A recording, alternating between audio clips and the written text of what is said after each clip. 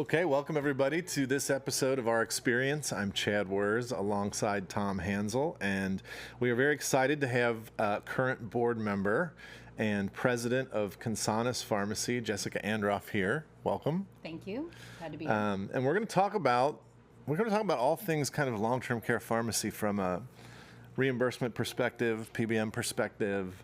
But let's get into it with, who is Jessica Androff? Where'd she come from? And how did she get here? By air. I came by air.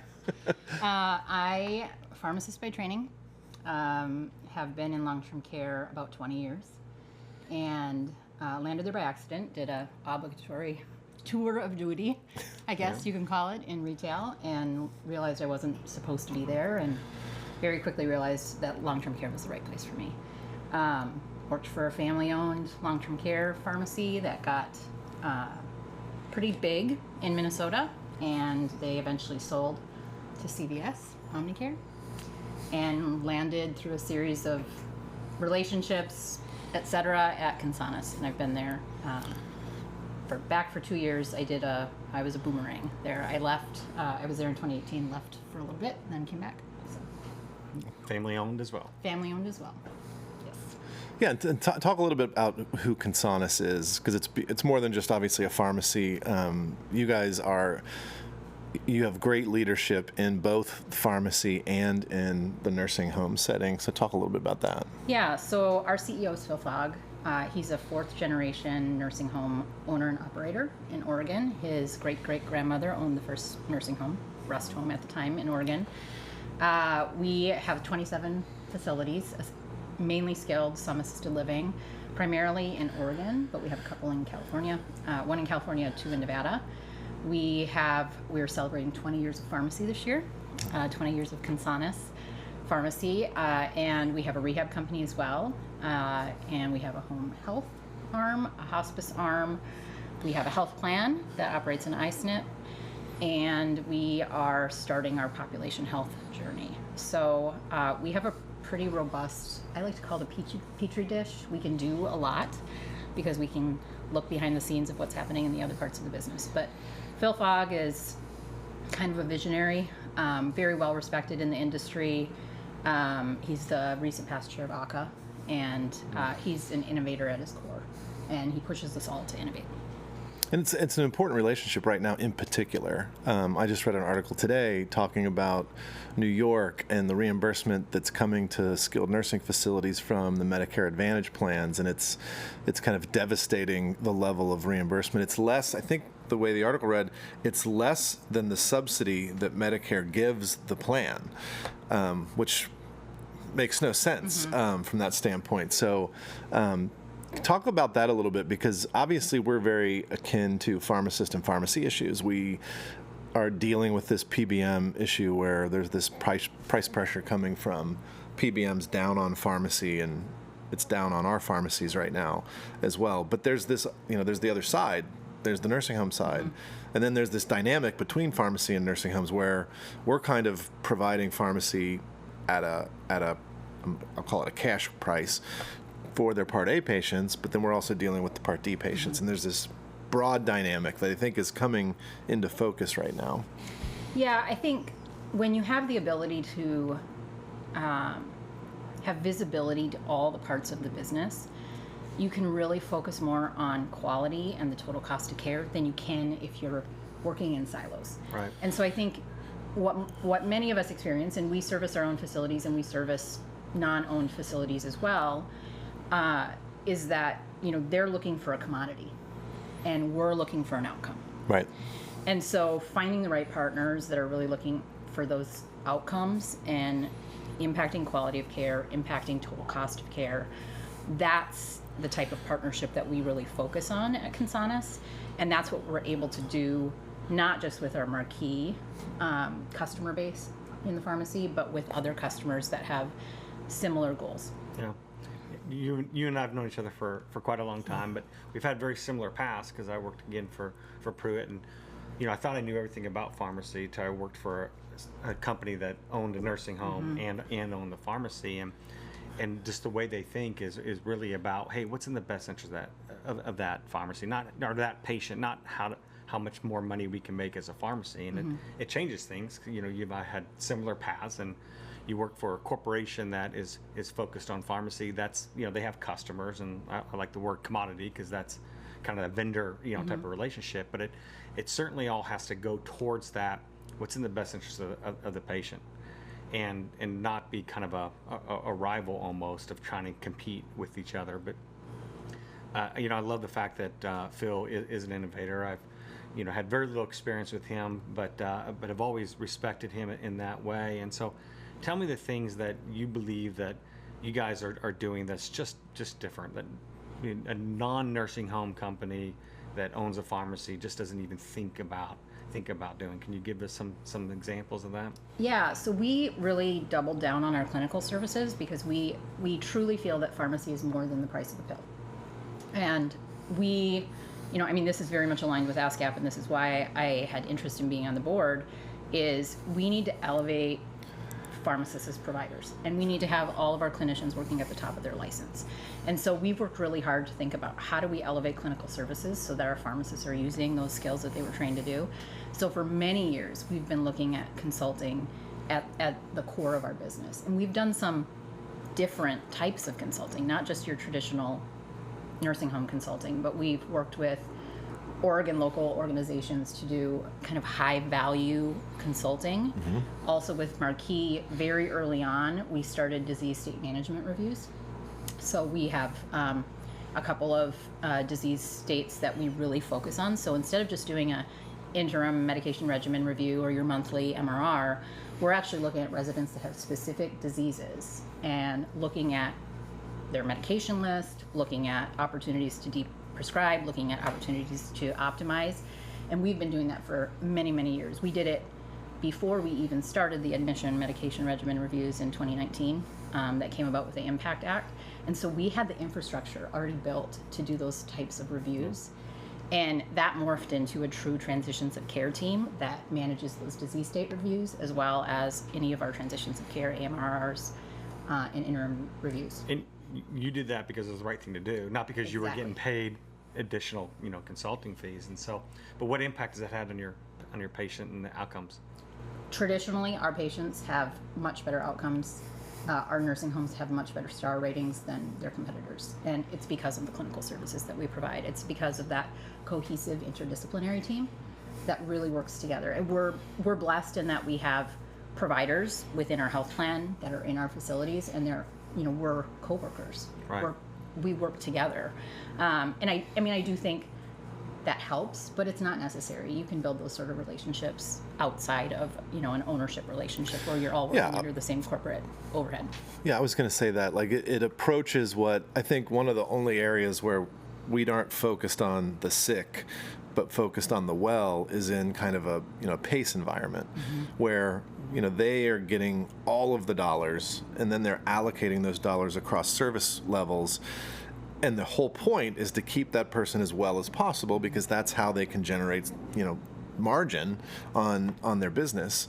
And there are very few examples of that outside of kind of that environment where all of the pieces are aligned. And I think in a pharmacy that has either a strong partnership or has an ownership with a nursing home group, that exists to some degree, because you're getting that capitated rate for those Part A patients, and you're not sitting there going, how can I do this cheaply as possible? Because you're worried about, well, if we do it too cheap, they're going to bounce back to the hospital. They're going to have more devastating consequences, and we're going to have to deal with that, and it's going to come out of our, per diem that we get. So even though it's not as tight as kind of a PACE environment, there are pieces there and levers there that are working together as opposed to sort of opposed. And to your point, I don't think you have to be, part of an ownership. I don't think you have to be in a vertical. I don't want to use that word. It's like such a negative word. But you can do that if you have the right partner, if you're aligned from that perspective. Absolutely. And I think, I'll share an example of that. So when the reimbursement structure changed for skilled nursing facilities to the PDPM model, we really saw it as an opportunity to learn and educate. We obviously had to learn about it on the Marquis side of the business so that we knew how to be how we were going to be reimbursed and how that was going to impact our reimbursement. And for the first time ever, pharmacy actually impacted payment in the non-therapy ancillary section. And so we really took it as an opportunity to learn. All of us on our leadership team and our clinical teams, we learned how to code an MDS. Oh, wow. We spent the time learning how NTAs will now code on the MDS. And we did training sessions for our customer base on here's what PBM is going to look like, here are the disease states that you need to be aware of, here is how your clinician, your clinical pharmacist can help in your buildings. And those were not ownership relationships. Right. But it was an opportunity to say, okay, we don't want you to be at risk for this almost 4% bucket of dollars that, between quality reporting and value-based. We didn't want them to be at risk for that, and we didn't want them to be at risk when the new coding came out. And so it was the right thing to do. And this might be an old example. I don't know if it's a good example, but I remember at that time, the presence of an IV medication resulted in a little bit more reimbursement to the facility, but it also represented the potential risk of a high-cost medication that could consume that extra money that you get. But if you were on top of it and you said to your facilities, no, you can take that person and we will put a plan in place to move them from that IV to a PO if it's appropriate, then you can win in that scenario. Exactly. But you have to be on board and thinking about that and partnering on that to do it. And there's probably 15 examples of that, 20 examples of that, as opposed to just being agnostic to it and being like, we're going to charge you what we charge you and you're going to take who you take, and there's not that collaboration. Yeah, and I think, as pharmacists, we focus so much on the cost of the pill and the dispensing functions. And I think taking a step back and really understanding the vocabulary that that providers are using, that health plans are using, understanding what's at risk for them, it brings a whole different dynamic to the conversation. If you can walk into a building and say, I know you have almost 4% at risk of your reimbursement. Right. You're like, whoa, what? You're How do you talking, know about that? Yeah, you're talking their language. Yeah, absolutely. So let's pivot from part A to our favorite topic, part D. D as in dog. And PBMs and sort of the unique scenario that I don't know if it's unique, it might be a vision of the future, but this year's been rough. The PBMs have been much more aggressive. We've seen this aggression in the community pharmacy side. It hasn't really percolated to the long-term care pharmacy side, but this year it has. I don't know. What are your thoughts on that? Where does it come from? What do we do about it? I'm asking you the questions that no one knows the answers to. Well, I would say hindsight is 20/20. If we let history be our guide, we made some drastic changes to our payment models at the advent of Medicare Part D. And looking back, we might all say, we maybe would have done that differently. Yeah. We put our reimbursement basket in the margin of the drug product. And unfortunately, now that has put us in a situation where that is declining. And we don't have any adequate payment for the actual services that we provide. So we've truly commoditized what we're providing. And now we're having to right the ship. I mean, this is the way the house was built, but we need to bulldoze it and start from scratch. And we need to really talk about what service are we providing and why is it only that a pharmacist can provide that service? Right. Pharmacist, pharmacy. And really, that's our value prop. And that's the dollar amount that we should be reimbursed. Independent of where the person resides. Exactly, 100%. Because we're providing the same services regardless of where they live. Yeah. Correct. And very soon, we're going to have to provide those services if they're living at home. Right. Yeah. 100%. That's right. I do think there's like the light at the end of the tunnel, as opposed to being an oncoming train, is that in long-term care, we've always kind of been a little bit ahead of the profession in general. Like, we have pharmacists doing clinical work. We've had that for a while. They get paid for it. Maybe not in the way that we would prefer, but they get reimbursed for that service. We have all of these innovations from the very beginning of ASCP, and we actually talked about it on a leadership call this past week. A consultant pharmacist was a word, and you used rest home earlier, was a word in the late 60s that was the rest home or the nursing home that were just coming online, consulting their community independent pharmacy and saying, hey, I've got 100 people. They're on 8 medications each. I can't deal with 800 amber vials. How am I going to do this? They consulted that pharmacist. And they came in and they said, okay, let's start figuring this out. Let's figure out how can we package medications so it's easier for your nurses to pass? How can we store things on site legally, without, violating, the Practice Act? How can we make sure that you get the medications timely? All of the things that became long-term care pharmacy began in that crucible of the advent of the rest home and nursing home. And for the last 55 years, it's evolved. And it's evolved on that plane, and then at some point in there, we started to evolve on the clinical plane, which was, okay, now that we've got some semblance of order, how do we deal, why are they on 8 medications? Maybe they shouldn't be. Maybe it's causing problems. How do we get interventions that are more clinically related? And that evolved sort of the other side of who ASCP is, which is that clinical pharmacist. But we've been doing those services, I guess is my point. And we do need to take a step back and say, listen, you can't treat us like a community pharmacy in terms of your reimbursement. We are doing these things. It's intuitive. If you're packaging medications in a pouch packet or a blister card, that seems more expensive than an amber vial. I mean, people get that. We have a pharmacist that's reviewing your medication list on a monthly basis. That's not something that you see in a community setting. And I'm not indicting community pharmacy, but it's not something they generally do. We're doing that. There's a cost to that. There's a cost to technology in your nursing home that allows you to store emergency medications. Right. There's a cost to driving to your nursing home 2 or 3 times a day, delivering medications. Training staff on MedPass. There's training their staff on MedPass, 100%. So how do we break those back out and go back and say, we're not just dispensing a product here, and we can't live with the margins that we can make dispensing a product. We've got to get reimbursed appropriately. So how do we do that? I Speaking would say, of the mic, right? I would say pharmacists, we traditionally have not been very good advocates for the work that we do and the services that we provide. And if you look at the physician model, I look at a retail pharmacy as like a GP. Yeah. It could be your urgent care doc, it could be your family medicine doc, your internist. You're going to go for them for the basic, your physical, the basic care that you need. But if you have something else going on, you're going to a specialist. And guess what? Those specialists cost more. Yeah. And in pharmacy, we are the specialists in long-term care pharmacy. Yep. And we should cost more, but unfortunately our current reimbursement model doesn't allow us to cost more. So we got to get loud. Yep. And I think we're doing a really good job, more than I've seen in my entire career, of getting loud. But we need everybody to get loud. Because the reality is, and if I think about the ASCP membership, there's a lot of people that might be listening to this podcast that are saying, well, I'm not in LTC pharmacy operations, so this doesn't apply to me. The challenges that LTC pharmacies have don't apply to me. Well, if you're consulting on medications that patients take, they're getting those medications from someone. Yeah. They're getting them from a retail pharmacy that might be running a risk of closing. They're getting it from a long-term care pharmacy or a combo shop pharmacy. So the reality is we should all care as clinicians, and we should all get loud. And I would put that as a call to action to our membership, is to really get loud and make sure you understand what the risks are. For sure.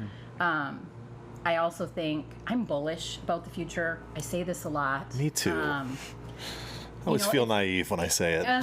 I do a little bit too, but it's one, you have to be.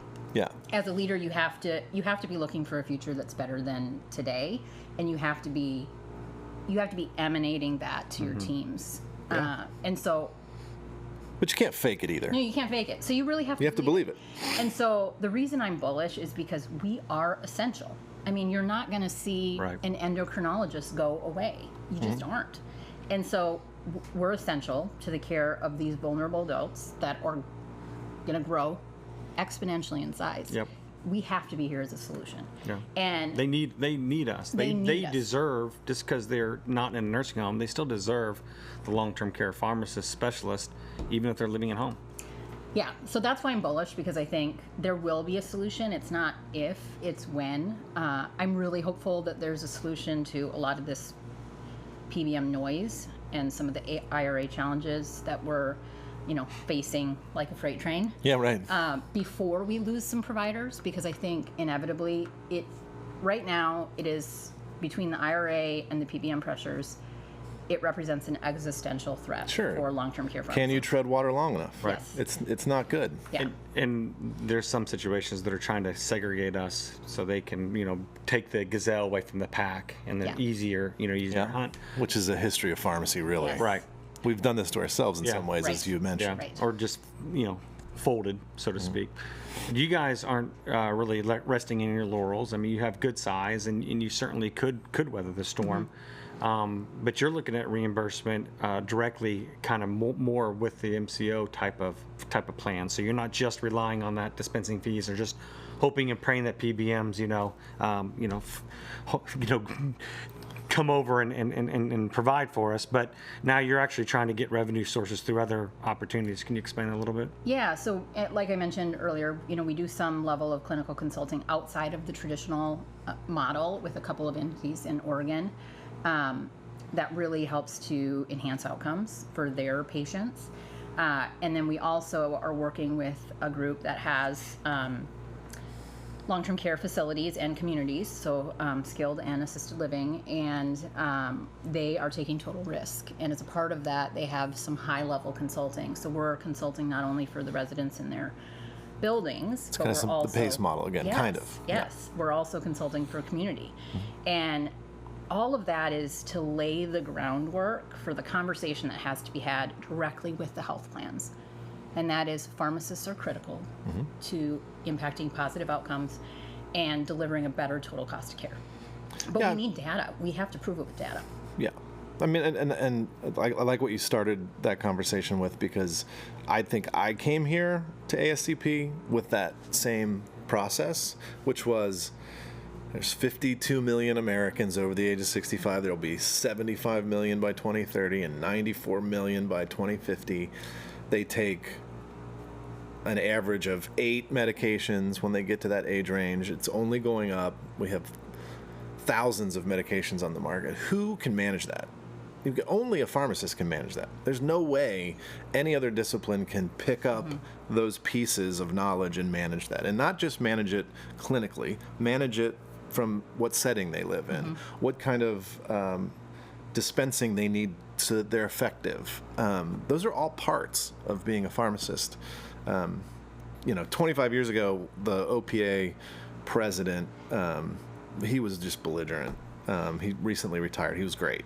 But he was like, the dispensing a product is the only thing that differentiates a pharmacist from the other disciplines. It is not something that we can ever get rid of, but it doesn't have to define us either. So I'm always like weighing the balance between that, because the dispensing medication is important. It's not just slapping a label on it and shipping it out. It's the process that you go through to make sure it's safe, it's the right drug, it's effective for this person. All of that's involved. We need to hold on to dispensing, but we need the rest of that to be recognized and paid for and valued. And some of it, I think I agree with you. Sometimes I get, I was at a meeting yesterday and they're all talking about, we got to get the data. There's a piece of that. Some of that data is intuitive. Again, I go back to, I'm giving a medication in a pouch packet to somebody. They're on 8 solid oral tablets versus 8 amber vials. Like, it's intuitive. That's better for them. Like, now you could argue, a 35-year-old, maybe they can handle the amber vials, but even then, that's a lot of medications. There should be a reimbursement to accommodate that person because they need this certain dispensing style. And I'm not, saying pouch packets for everybody, but there's so many different types of dispensing methods. You have to be individual, fit the right one, and that person should have access to the right one. If that person is a 65-year-old living at home, they have 5 comorbidities, they're on 12 medications, they should have access to somebody like a pharmacist, particularly a pharmacist, that can help guide them through that process and make sure that those meds are right. They shouldn't be forced to have to get their medications through a mail order system. No, absolutely not. Or not naming names, to go stand in line at a retail pharmacy that is, there's a sign on the door, and pharmacist, due to staffing, you don't have a pharmacist today. Yeah. And that's the challenge that many people over the age of 65 that are still living in the community settings are experiencing on a daily basis. And I think you're right. We don't always have to have data. We need do. Stories. We do. We need stories. Stories are important. And I think as we think about who we're talking to as an industry, when we're talking to the health plan, they really want the data. When we're talking to CMS, they probably want data and stories. But when you're talking to a lawmaker, the stories are what is compelling to them. The other thing is we need the public. Oh, 100%. We need the 58-year-old lady or 58-year-old guy that's mom or dad is in the nursing home, and we need that person saying, how come Jessica's looking at his medications on a monthly basis? Where's my Jessica? Where's my pharmacist? Right. Why do they get all this great stuff? They're in a nursing home. I don't even want to go there. But they get this great services and I can't get them here. My plan won't pay for that here. We need that to start percolating up. I just was interviewed for an AARP article, and we talk about helpwithmymeds.org, where you can kind of find a pharmacist if you're in the public. It gets a little bit of attention, but not much. This article always makes it better. But the lady was like, where can you find one of these pharmacists? And I'm like, you know what? Call any of the nursing homes in your area. They all have one. And in the back of my mind, I'm thinking, what am I doing? Like, AARP is a pretty big organization. What if nursing homes get calls all the time like, hey, who's your consultant pharmacist? I want to talk to Can them. I have their phone number? Like, that'd be great. But I'm like, that'd be interesting if that actually transpired. So we'll see. But we need that public piece. Well, and I think the reality is, and this is why I'm involved in ASCP and SCPC and other organizations, is because the part about getting loud is I want to be able to have a seat at the table to have this conversation. Yeah. And that's just kind of inherent in myself, Phil Fogg, other leaders in our organization. We want to help drive to what the future looks like. We don't want to just let it happen to us. But I also think education is a big part of what we do. And like, I had one lecture on geriatrics in pharmacy school. It was by ASCP member, former board member Joe Litzy. Okay. That was all I knew about. From Minnesota? Yes. I didn't know anything else. I knew nothing else about long-term care. That's awesome. I landed in long-term care by accident, knowing nothing about it. And so I think we can get better, and we are getting better, but I think we could do more in our colleges, talking about what a senior care pharmacy career looks like, because in reality today, it's a lot more rewarding than a retail career. Oh, certainly. Yeah. We do have an advantage there, and we do have a story to tell there. Absolutely. And we need to do a stronger job of that. Because to your point, the students that we see that come here to ASCP, many of them are like, well, this is the first I've heard of this. Yeah. And you're like, wow, really? Shocking, isn't it? It is. So we do need to do a better job at that and lay the groundwork for the next generation of people that are going to do what we do. And we need them desperately, because there's going to be 30 million more people that need that help. That's right. Yeah, and I think, we've got probably 5 years or so of a fair amount of uncertainty for the profession before we got to be ready. Yeah. Yeah. So we've got to be laying the groundwork now to be ready for that surge. Yeah. And if we're not, we're going to be caught back on our heels. Yeah, we talked, for 6 years, and even before that, we would say 10,000 people are turning 65 every day in this country. I mean, everybody said it. Well, next year, it's 10,000 people are going to be turning 80 every day in this country. And that's the pivot point. Right. That's the point that they are entering nursing homes. They are going to assisted living. They are starting to struggle. We're not going to have, everybody's like, well, nobody wants to go to nursing homes. Are they going to go away? No, they're never going to go away. No. First of all, they don't grow. We haven't had new ones, so they're going to fill. And I know that some people will be like, they're not going to fill. Like, no, they will fill, because we're going to have these very acute people that need those services. Very psychotic, demented people that just simply can't be in another setting. Absolutely. And with 90 million instead of 50 million, just do the numbers in your head. Those nursing homes are going to be very acute. They're going to grow in terms of acuity. Absolutely. And then we're going to backfill with AL and home services. And I've said this before, I think at some point government's going to have to say, I have to pay for some AL. Right. I can't give a dual eligible, you're either stuck at home with no services, or you're in a full-on skilled nursing facility. There's not going to be enough. Right. We're going to have to do better here, and we're going to have to do something in AL. The government's going to have to do something in AL to invest. And part of that investment is, hey, you need a long-term care pharmacy. You need a consultant pharmacist. I mean, most of them, the more acute ones, have that already. But it's going to be more locked in. Right. The regulations have not, the federal regulations have not yet moved into the assisted living setting, but it's going to have to. There are states that have regulations for consulting, but it's probably not enough, frankly. Right. No, it's not. I mean, in most of the states that we operate in, it's quarterly, which we all know as clinicians, it's definitely not enough. And I think the statistic is, give or take, depending on where you look, 600,000 bed shortfall in skilled nursing by 2035. Yeah. Even if that's off by half, It's still a shortfall. Yes. It's still a line. it's a massive number of people. Right. And Massive. Yeah. And I would say, and this is where we talk about data, I think there's so much data out there that we have not even begun to harvest. Part of that is just the dynamic around our industry, but nobody outside of people working in nursing homes like nursing homes. There isn't this overwhelming sense that, the care is great in nursing homes. But I would argue, I would rather have my parent in a nursing home than in an assisted living facility. I don't know if that assisted living facility uses a long-term care pharmacy. I don't know if it has consulting. I've consulted in assisted living where they didn't have a long-term care pharmacy. And has one nurse for the whole building. Right. And it's a train wreck. From a consultant standpoint, it was like, oh my God, I have to triage my recommendations because I have about 100 I want to make, but I'm going to have to do it slowly because I can't overwhelm this group. Yeah. Because the meds are so bad. In nursing homes, you have management. You have a consultant farm.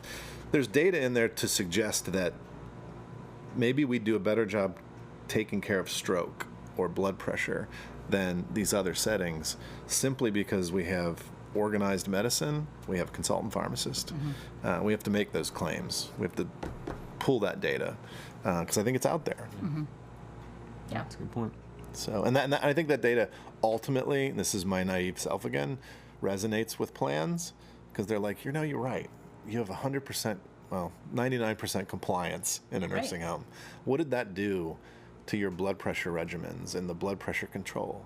How do we do that in assisted living? How do we do that at home? And there's some challenge there for us, but we can say that we did it here, and it should look like this here. We just have to have the services to support that. Right. What's amazing though is even the payers, the health insurance companies, it's owned by the same company that PBMs are, but it's almost like they're not. Yeah. I mean, they're almost like competing against each other because the PBMs are just focused on the bottom line, and it's not really about the outcomes. And that's the other naive me talking, is that I still feel like we've always been overlooked. We're not there's 1.7 million nursing home beds. There's 57 million people over the age 65. We are small. Now, we may consume more than we are, like dollar-wise and things like that. But I think to your casual PBM, especially these big three, they're like, long-term care. I have to deal with this. And getting back to the noise, I think if we make enough noise, they'll be like, all right. I don't want to deal with this. Exactly. I have the other 95% of the population to deal with. Okay, you can have your extra fees and your services. There's a piece of me that believes that. I don't disagree. Yeah. I'm happy to be the whiner. Yeah. Because I think, the and I also think there's not a recognition. It's almost like we've always said, I wish that congressman's mom would be in a nursing home so they would understand the issue. I wish the PBM person that's pulling the GER lever was had a parent in a nursing home so they could feel the impact of what they're doing. I don't think they know what they're doing in these settings. They think they're doing the right thing for pharmacy. We can push a little harder. They don't realize that adversely affects long-term care pharmacy. That's even true for the United States government, right? They're passing laws, don't even think about how that's going to affect the long-term care. The DEA comes out and does something, and CMS even, to a point. So yeah. Well, and I always go back to, they're just humans, right? Yeah. We all make They're mistakes. people. They only are doing what they think is right through the lens of their experience. And until they've had a different experience, they don't have a different lens. Yeah. And even for myself, as a pharmacist, as somebody that works in long-term care, I had two very difficult situations. One with my grandpa, that was kind of a pivot point in my career where he was on hospice, and he had actually the most phenomenal hospice care in a skilled nursing facility that really refined my focus on how I want to provide care, or how I want my my pharmacy, my pharmacist to provide care, because it was such a positive experience. And then I had my grandmother who went into a skilled nursing environment, and my dad and his brothers were, challenged with even understanding how it works. Yeah. Understanding how she qualifies for skilled care, understanding what a discharge process looks like. And I'm, doing the education as much as I can, but there are still gaps Yeah. in the system. And if that's happening for somebody like me, it's, tenfold for a layperson. Right. And that's, we always think of that. Like, we're our own family advocate. Right. A lot of people don't have that. Yeah. And what do? They They just get rolled? They need consultant pharmacists to advocate for them. Right. They do, for sure. Tom, any last comments? No, I mean, I don't know if I share your phenomenal optimism. I'm more on the pessimistic side, like the world's coming to an end. But, I do believe again in ASCP. Obviously, that's why I support ASCP so much and the fight that we're having. But companies like Consonus, is so exciting to see, going out and pushing the envelope, but really trying to prove the point. So your success is all of our success, right? So thank you, and appreciate you hanging out with us, and thank you for everything you continue to do and fighting the good fight. Well, that's very kind. I'm doing it because it's a cause that I believe in, and it's a cause that a lot of us believe in. And so it's not about me. It's about the people that we take care of, and how do we all do better for them. Certainly. And I'll say one more thing about the positive feeling I have about the future. Like, this country's been here before with vertically integrated companies. I mean, go back to the railroads.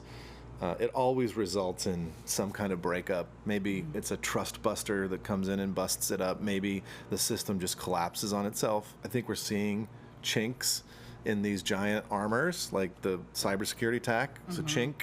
Like, we can't be overly reliant on one company, or half of the system collapses. Absolutely. We just saw it again with the CrowdStrike thing. It was the airline industry and some of the media, but it was the same story. It's like, we're a little too over reliant. Like, we need, they don't have to be small companies, but they have to be regional, and there has to be redundancy, and there has to be somebody to pick up the pieces when something else crashes. Like, I think we're learning that. I think we're in for that next cycle where it kind of swings back toward, I don't want to call it independence, but independence, right. Like smaller groups, smaller companies innovating beneath this giant umbrella of bureaucracy. So we'll see. Yeah, and I think, we've consolidated and then diversified and consolidated, and now we're back and diversified. Yes. Yeah. And we need that small pharmacy in Butte, Montana that services 3 or 4 skilled nursing. Yeah, for sure. We need them. And they need to be able to survive. Exactly. Yeah. Any last words? Thanks for having me. Thanks for being here. Great to be here. We love live guests in person here at headquarters. It's great. All right. Well, thanks, everybody. We'll see you next time on the Our Experience podcast.